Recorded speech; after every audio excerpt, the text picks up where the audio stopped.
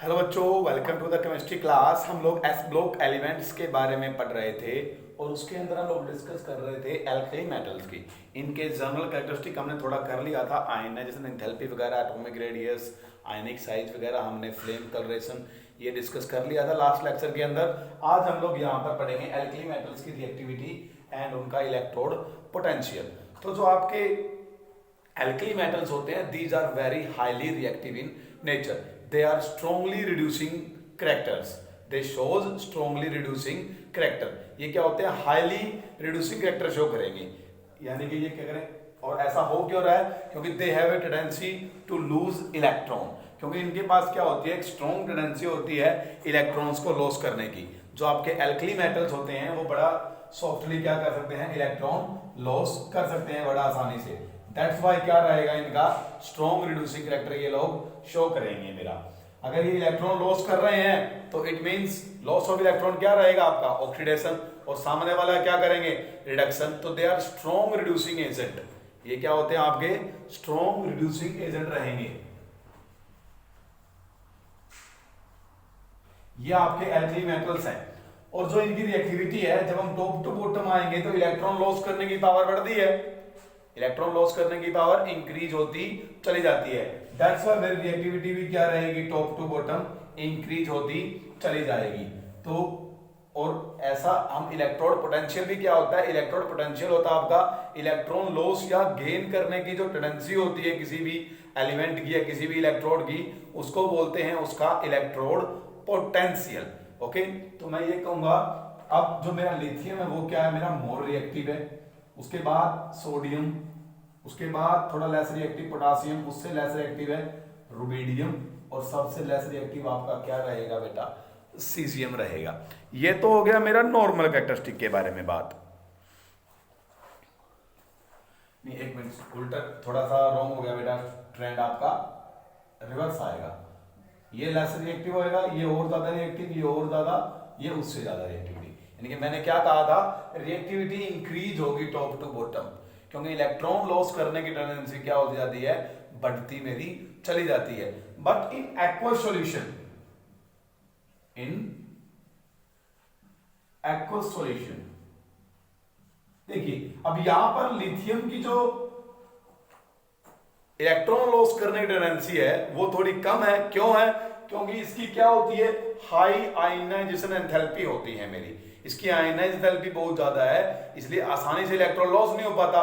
That's why मेरा lithium थोड़ा less reactive है। लेकिन एक्वस सॉल्यूशन के अंदर जब मैं इनको डालता हूं तो मेरा क्या है? लिथियम की रिएक्टिविटी सबसे ज्यादा हो जाती है।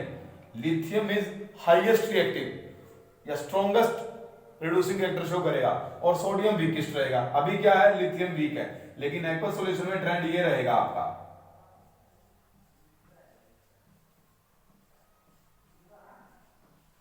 लिथियम की रिएक्टिविटी सबसे ज्यादा हो जाएगी, आयन की फॉर्म में होएगा बेटा ये एक्वस सॉल्यूशन में। क्लियर है आपका? अगर मैंने एक्वस सॉल्यूशन के अंदर ले रखा है तो मेरी रिएक्टिविटी क्या हो जाएगी बेटा? इनवर्स हो जाएगी। क्लियर है मेरी बात? यहां पर इलेक्ट्रॉन लॉस करने की जो मेरी टेंडेंसी रहेगी, इनको चाहे पॉजिटिव चार्ज के साथ लिख दो, चाहे इसके बिना भी लिख दो, नो प्रॉब्लम आपका। ठीक है? उसके बाद अब ऐसा हो क्यों रहा है? ऐसा इसलिए हो रहा है, देखो इसकी पहले सबसे वीक रिएक्टिविटी क्यों थी? क्योंकि आयनाइजेशन एंथैल्पी बहुत स्ट्रांग थी। लेकिन जब ये किसके अंदर जाता है बेटा? एक्वस सॉल्यूशन के अंदर जब हम इसको डिप करते होते हैं तो ये किसके अंदर कन्वर्ट हो जाता है मेरा? आपका वाटर मॉलिक्यूल के साथ अटैच होएगा ये। क्लियर है? Lithium positive plus water molecule, या यहां पे एक्वस लिख लो आप लोग।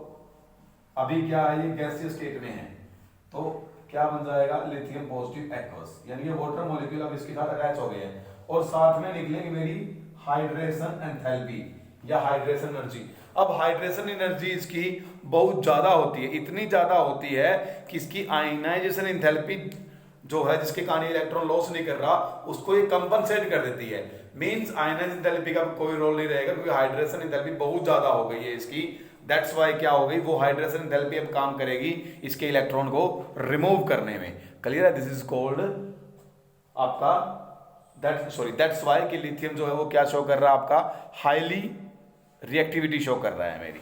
ओके, मेरी बात यहां तक, इसको एक बार थोड़ा देख लीजिएगा। रिएक्टिविटी टुवर्ड्स वाटर, अगर मैं वाटर की तरफ रिएक्टिविटी की बात करूं, रिएक्टिविटी टुवर्ड्स वाटर,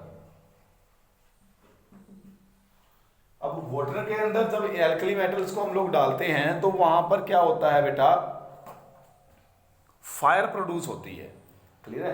अगर आप, वही बात है, वाटर के प्रति भी इनकी रिएक्टिविटी टॉप टू बॉटम क्या होती जाएगी, बढ़ती चली जाएगी। अगर आप इसको वाटर के साथ रिएक्ट करोगे तो इतनी ज्यादा वॉयलेंट रिएक्शन नहीं होगी, इसको करोगे थोड़ी ज्यादा वॉयलेंट होगी, इसको करोगे और भी ज्यादा वॉयलेंट रिएक्शन होगी, इसको करोगे और भी ज्यादा वॉयलेंट रिएक्शन होगी, इसको अगर पानी के अंदर डालोगे और भी ज्यादा वॉयलेंट रिएक्शन ये शो करेंगे। ये इतनी ज्यादा होती है कि ये क्या कर लेते हैं बेटा, आग पकड़ लेते हैं बेसिकली। क्लियर है? अब आग पकड़ने का रीजन क्या होता है, क्योंकि जब ये रिएक्शन करते हैं वाटर के साथ, मान लो मैं सोडियम की रिएक्शन करवाता हूं, वाटर के अंदर मैंने इसको डाल दिया तो ये आग पकड़ेगा। ऐसा क्यों हो रहा है, वाटर के अंदर डालते ही मेरा बनेगा सोडियम हाइड्रोक्साइड और प्लस में मेरी क्या निकलेगी, हाइड्रोजन गैस।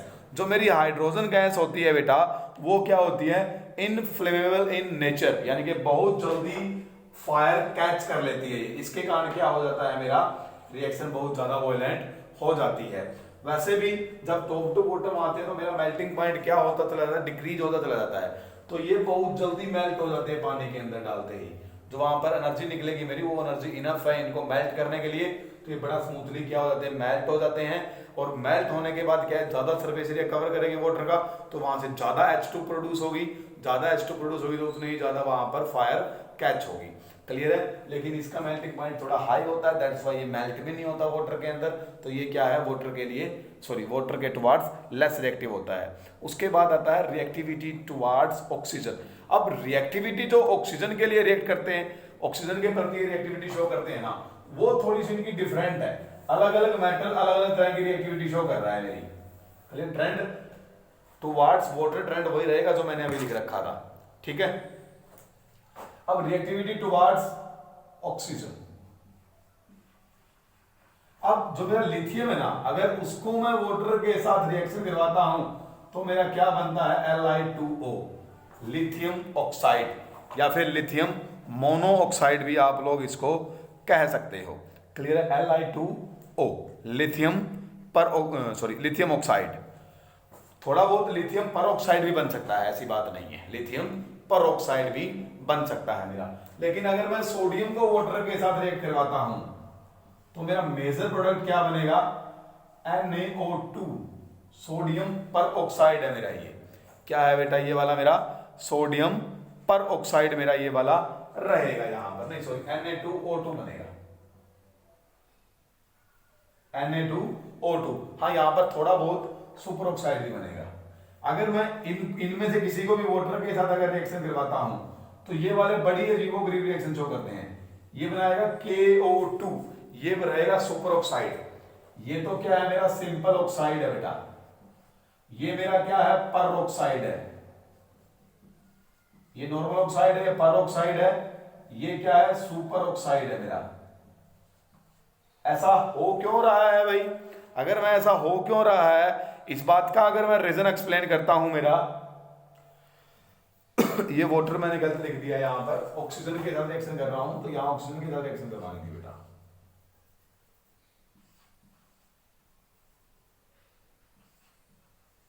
हाँ जी, अब ऐसा, अब ये वाला ऑक्साइड क्यों है, क्योंकि यहां पर मेरा ऑक्सीजन के ऊपर है 2 नेगेटिव चार्ज, और यहां मेरी जो ऑक्सीजन है उसके ऊपर है O2 2 नेगेटिव चार्ज, यानी कि 2 ऑक्सीजन के ऊपर 2 नेगेटिव चार्ज है, यानी कि एक ऑक्सीजन के हिस्से में कितना है, O नेगेटिव चार्ज है सिर्फ, ये वाला ऐसे करके लिख दो। और ये वाले में क्या है, O नेगेटिव 1/2 चार्ज है ओनली, ये सुपर ऑक्साइड है, दैट्स व्हाई। अब ऐसा हो क्यों रहा है, क्योंकि भाई जब ये रिएक्ट कर रहा है ना, तो यहां पर क्या बना, लिथियम पॉजिटिव है, यहां पर भी सोडियम पॉजिटिव है, यहां पर भी K पॉजिटिव है रिएक्ट करने वाला। तो क्लियर है? तो ये इसका क्या है, चार्ज डेंसिटी इसकी ज्यादा होती है, दैट्स व्हाई ऑक्सीजन को ये बड़ा टाइटली अपने साथ क्या कर लेता है, बाउंड कर लेता है। इसकी इलेक्ट्रॉन डेंसिटी बहुत ज्यादा है, ऑक्सीजन जो होता है, जो O2 नेगेटिव मॉलिक्यूल है, उसको बड़ा टाइटली क्या कर लेता है, ये बाउंड कर लेता है। दूसरे O नेगेटिव मॉलिक्यूल को ये अपने साथ क्या नहीं होने देता बेटा, अटैच होकर के क्या नहीं बनाने देता, पर ऑक्साइड आयन नहीं बनाने देता है ये। क्लियर है? इनकी एक जो ये O2 नेगेटिव यहाँ पे अटैच होएगा, उसके बाद दूसरे O नेगेटिव को ये नहीं आने देगा, क्योंकि इसने इसके साथ बड़ा टाइटली बाउंड बना लिया है, बॉन्ड बना लिया है। लेकिन यहाँ पर क्या है, ये इतना टाइटली बॉन्ड नहीं बना पाता O2 नेगेटिव के साथ। स्टार्टिंग में बना तो ये भी क्या था, Na2O बना था ये भी स्टार्टिंग में, लेकिन इसकी चार्ज डेंसिटी इतनी ज्यादा नहीं थी, तो ये ऑक्सीजन को इतना टाइटली नहीं बाउंड कर पाया।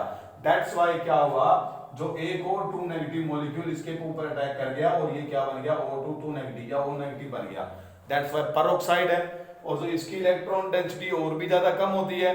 ये तो क्या हुआ, ये तो जो पेरोक्साइड का O2 2 नेगेटिव है, इसको भी प्रोटेक्ट नहीं कर पाया, इसको भी प्रिवेंट नहीं कर पाया एक और O2 नेगेटिव को अटैक करने से।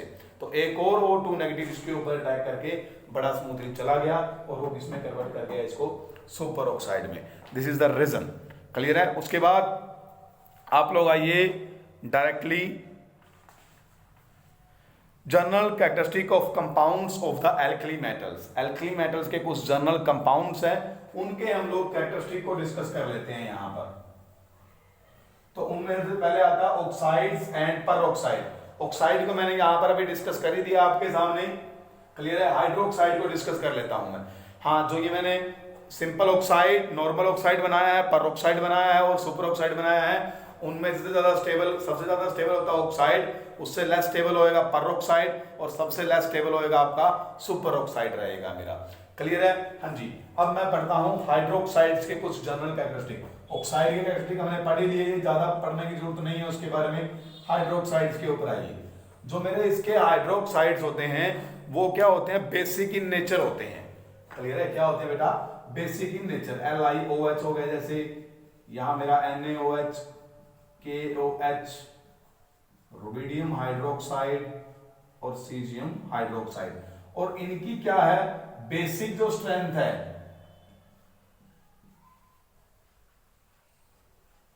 वो क्या होगी, इंक्रीज होगी जब मैं टॉप टू बॉटम मूव करूंगा। ऐसा क्यों हो रहा है, क्योंकि बेटा इनकी बॉन्ड लेंथ क्या हो रही है, मेरी बढ़ रही है। सीजीएम और OH की बॉन्ड लेंथ बहुत ज्यादा हो जाएगी। दैट्स वाई इसको ब्रेक डाउन करना क्या रहेगा, आसान रहेगा मेरे लिए। दैट्स वाई ये तो मेरा क्या है, लीस्ट या कह लो वीक बेस है ये मेरा, और ये वाला क्या है, स्ट्रॉन्ग बेस है। क्योंकि जब मैं टॉप टू बॉटम आ रहा हूं तो मेरी जो बॉन्ड लेंथ है वो क्या होती जा रही है, इंक्रीज हो रही है दोनों के बीच की। दैट्स वाई क्या है, इसके बॉन्ड को ब्रेक डाउन करना क्या रहेगा मेरे लिए, थोड़ा सा इजी रहेगा। क्लियर है? अगर बॉन्ड तोड़ना आसान रहेगा या बॉन्ड आसानी से टूट सकता है तो वो आसानी से OH नेगेटिव दे देगा। अगर जितना जल्दी OH नेगेटिव मिलता है इसका मतलब वो उतना ही स्ट्रॉन्ग क्या है, हमारा बेस रहेगा। उसके बाद हम लोग आते हैं अपने हैलाइड्स के ऊपर। अगर मैं हैलाइड्स का टॉपिक करूं तो हैलाइड में जनरली क्या बनेंगे, हैलोजन के साथ मेरे रिएक्शन होनी है मेरी यहाँ पर। हैलाइड में तो वही होएगा भाई, हैलोजन से रिएक्शन करनी है, हैलोजन से रिएक्शन करके क्या बनेंगे, हैलाइड्स बनते होते हैं मेरे जनरली। क्लियर है? अब कौन सा कैसा जो हैलाइड बनेगा वो आयनिक होगा या कोवलेंट होगा, वो हम लोग बेसिकली देखते होते हैं पोलराइजेशन इफेक्ट के कारण, जिसको फजान रूल ने डिस्क्राइब किया था। ये हम पीछे 4th यूनिट के अंदर पढ़ चुके हैं, तो आप वहीं से थोड़ा सा इसको कर लीजिएगा। सेम वही कॉन्सेप्ट रहेगा आपका फजान रूल वाला। क्लियर है?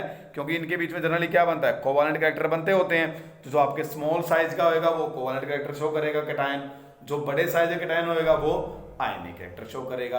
क्लियर है मेरी बात? यहां तक इतने से रूल है, उसके ऊपर चार्ज के ऊपर डिपेंड करेगा। चार्ज जितना ज्यादा हाई होगा उतना ही ज्यादा क्या बनेगा मेरा, सॉरी चार्ज डेंसिटी जितनी ज्यादा होगी उतना ही ज्यादा मेरा क्या रहेगा वहां पर, कोवलेंट कैरेक्टर। क्लियर है मेरी बात? क्योंकि उतनी ही ज्यादा क्या रहेगी, पोलराइजेशन होगी मेरी वहां पर। ओके, एक दो पॉइंट है उनको थोड़ा सा आप लोग डिस्कस कर लीजिएगा। उसके बाद हम लोग आते हैं एनोमलस बिहेवियर ऑफ लिथियम के ऊपर। अब एनोमलस बिहेवियर ऑफ लिथियम, अब एनोमलस बिहेवियर हम वैसे तो पहले डिस्कस कर चुके हैं। अब एनोमलस बिहेवियर होता है औरों से हटके बिहेवियर। अब ऐसा क्यों हो रहा है कि जो मेरा लिथियम है वो एनोमलस बिहेवियर क्यों शो कर रहा है, क्योंकि इसका एक तो अपने ग्रुप के अंदर साइज सबसे स्मॉलेस्ट है, आयनाइजेशन एंथैल्पी इसकी क्या है, हाई है सबसे। उसके बाद जो इसके वैलेंस सेल है, जो आउटर मोस्ट सेल है इसकी, उसके अंदर डी ऑर्बिटल क्या है, एब्सेंट है। These are the reasons, that's why lithium shows anomalous behavior, औरों से हटके ये बिहेवियर शो करता है। कौन कौन से बिहेवियर है इसके, जैसे number 1, lithium is harder while all other alkali metals are soft. उसके बाद melting point and boiling point lithium में क्या है, थोड़ा हाई है।